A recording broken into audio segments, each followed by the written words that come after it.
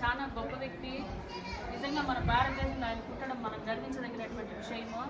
ఎందుకంటే ఆయన అమెరికా వెళ్ళినా కూడా అక్కడ ఉండేటువంటి ధనవంతులంతా కూడా ఆయనకి రాజభోగాలు ఏర్పాటు చేసినారు పనుకోమని చెప్పారు.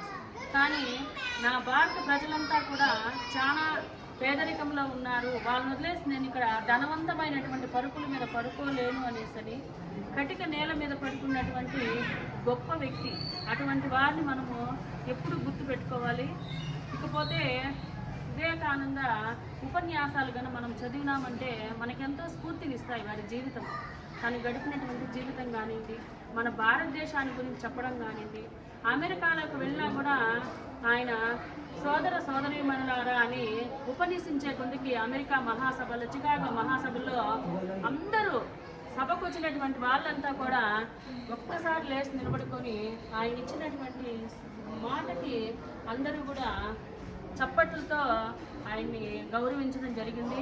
అటువంటి గొప్ప వ్యక్తి, అటువంటి ఆయన నిజంగా మన భారతదేశంలో పుట్టడం మనమంతా కూడా గర్వించదగినటువంటి విషయము.